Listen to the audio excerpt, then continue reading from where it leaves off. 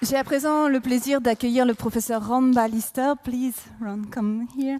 Ron, Ron Ballister. Université Ben Gurion. Il dirige l'Institut de recherche Clalit. C'est le centre collaborateur de l'OMS sur la recherche, la prévention et le contrôle des maladies non transmissibles. Vous êtes également directeur de la planification des politiques de santé pour la plus grande organisation de soins d'Israël et de la Société israélienne pour la qualité des soins. Ces recherches portent sur l'introduction des outils innovants axés sur les données pour améliorer la qualité des soins. Et le professeur Ron Ballister va nous présenter ses travaux sur la santé intelligente et ses enjeux. Professor Ballister, the floor is yours. Merci beaucoup. Medicine is a wonderful art, but it's in Alors la médecine est un art, et quel art? Mais c'est un art en difficulté. Et nous, les docteurs, les médecins, nous travaillons tous les jours et tous les jours, nous avons conscience de plus en plus de la réalité que environ 30% des soins que nous prodiguons aujourd'hui seront finalement futiles, sans aucune valeur ajoutée. Que plus de 30% des soins que nous devrions prodiguer également vont être négligés ou vont être tout simplement ratés. Et puis, la troisième cause de mort la plus fréquente, ce ne sont pas les accidents de la route, ce n'est pas le diabète, c'est simplement les erreurs. Les erreurs commises par des professionnels de santé qui sont dévoués, qui sont honnêtes et qui viennent au travail tous les matins pour faire de leur mieux. Nous devons aux médecins, nous devons aux patients d'en faire plus et de faire mieux. Et nous avons aujourd'hui une opportunité unique que représente l'intelligence artificielle pour améliorer les soins de santé. Aujourd'hui, j'aimerais vous montrer quelques exemples de la façon dont les données et l'intelligence artificielle peuvent nous aider dans cette voie. Alors, l'une des meilleures capacités de l'IA aujourd'hui, on l'a entendu, c'est la reconnaissance faciale. Et l'un des domaines ou la reconnaissance d'image. Et pourquoi est-ce que les êtres humains doivent passer par les différentes composantes de la radiologie?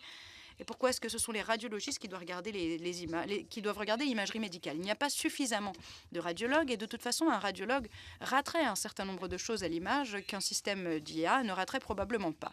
Alors aujourd'hui, ce sont des algorithmes qui non seulement peuvent reconnaître aussi bien, voire mieux que les êtres humains, ce qui apparaît à l'imagerie, mais en plus, ils peuvent regarder et remarquer des choses que les humains ne peuvent pas voir. Par exemple, avec un scanner de l'abdomen, ils peuvent déterminer simplement en observant les os du bassin qu'un patient souffre d'ostéoporose.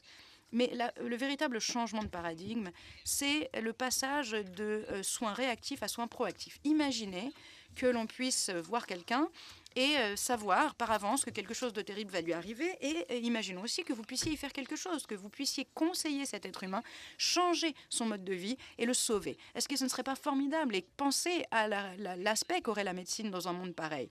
Et par exemple, au lieu de téléphoner à vos patients, ou vous de téléphoner à votre médecin en lui disant « j'ai mal ici » ou « j'ai mal là », ce serait votre médecin qui vous appellerait un matin et qui vous dirait « comment ça va ce matin? Vous allez bien ?»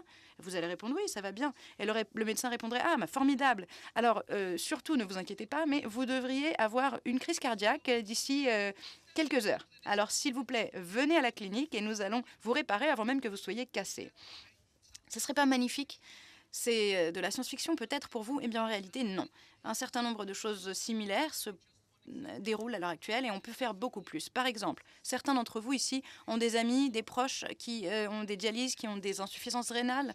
Vous savez combien on peut en souffrir, vous savez combien ça peut être difficile.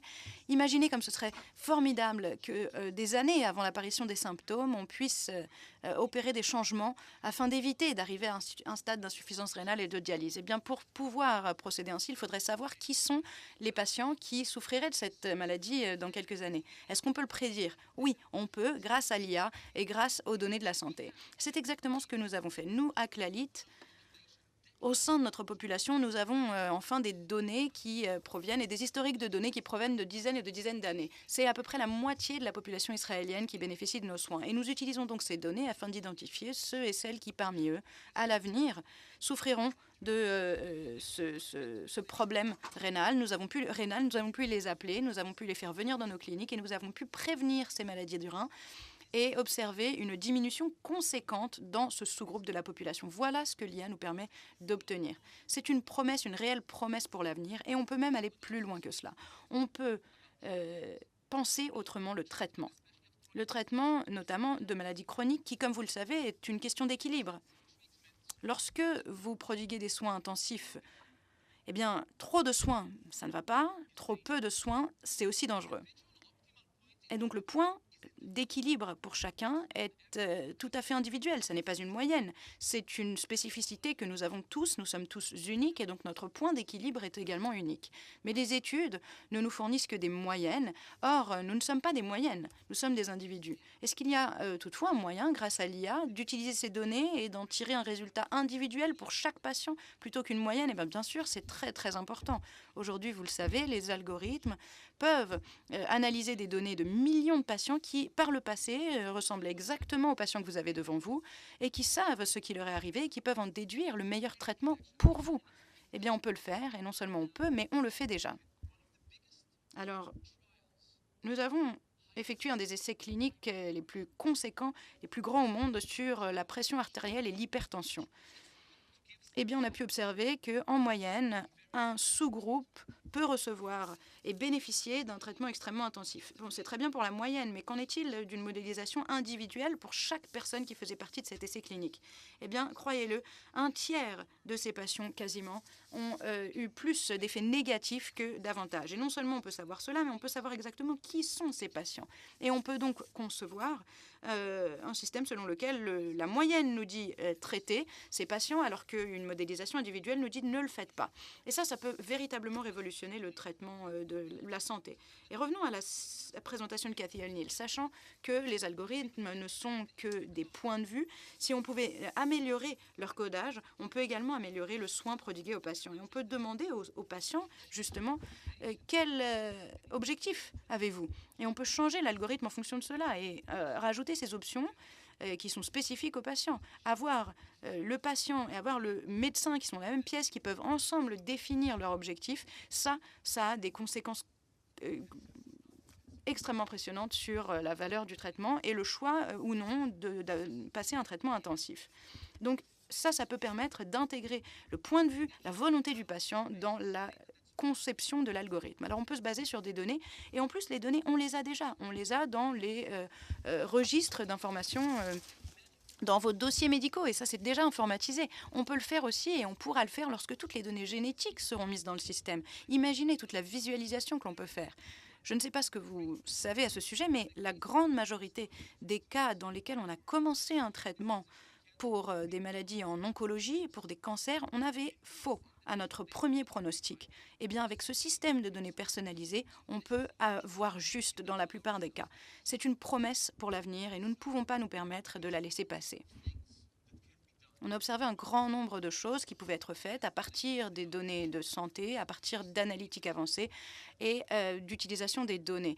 Et on a pu transformer les soins de santé en soins réactifs et les transformer en soins préventifs.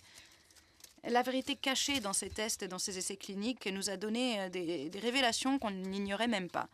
On peut améliorer la situation. On peut faire en sorte que les médecins fassent ce qu'ils savent faire plutôt que de faire des gestes répétitifs et automatiques que les ordinateurs pourraient faire mieux qu'eux. On peut également prodiguer des soins beaucoup plus précis. Savez-vous combien d'erreurs médicales sont réalisées lorsque, simplement par un clic, les médecins se trompent de traitement?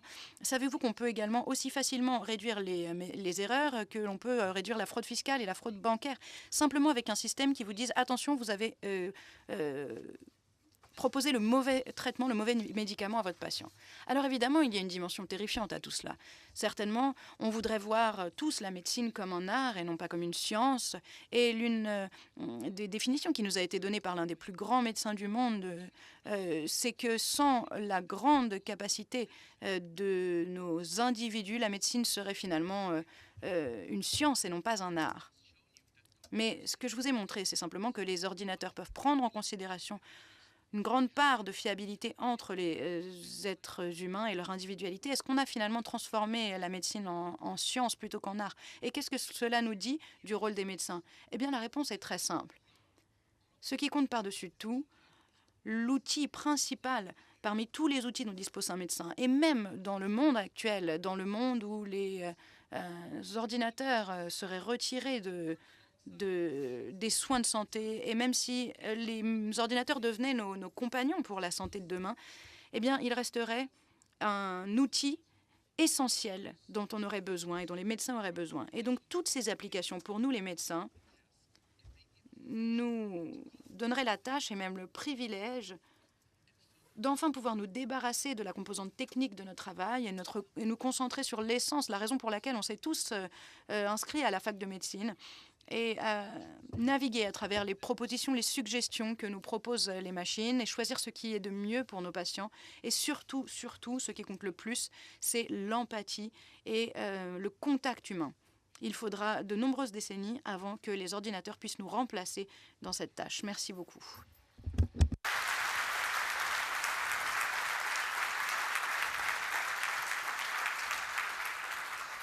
Thank you so much, Professor Ballister.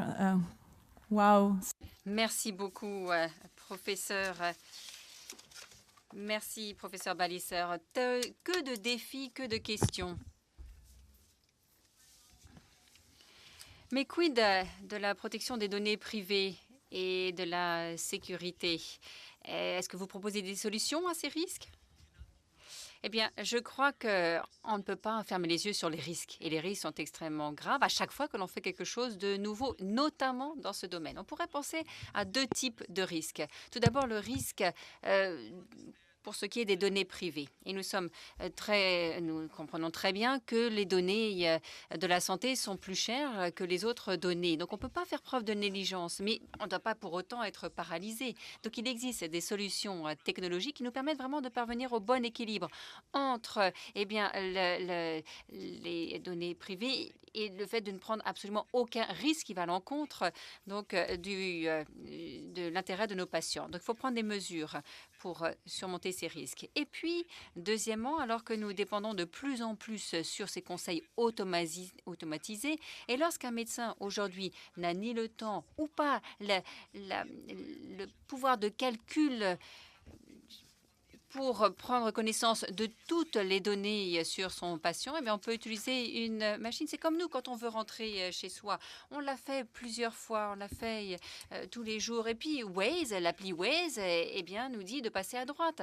Alors, nous, on sait que il faut aller tout droit. Et ce qui vous arrive, si vous ne suivez pas son conseil, c'est que vous allez être coincé dans les bouchons. Donc, la fois d'après, eh bien, vous prendrez la voie que Waze vous propose. Donc, c'est ce que je voulais dire. C'est à la fois une opportunité et un risque d'erreur et d'attaque malveillante. Je crois que ça va devenir un élément de base des soins de santé. Et on voit que certains font preuve de beaucoup de créativité pour surmonter ces difficultés. On apprend beaucoup de la manière dont le corps humain se protège des attaques. On apprend beaucoup sur le système immunitaire. Et donc, on prend ces mécanismes, on essaye de les transposer dans le système informatique pour aider les ordinateurs à se protéger eux-mêmes. Puis, autre chose que j'aimerais dire à propos des risques. Il y en a un autre dont on ne parle pas. C'est le risque du statu quo. Alors, ça ne va pas sans risque de ne rien faire et de ne pas bouger. Vous avez vu les chiffres, ils sont effrayants. Et à cause du statu quo, il y a des centaines de morts tous les jours. Et je crois que c'est à cause de cela qu'on ne peut pas se permettre de ne pas prendre de risques. Merci.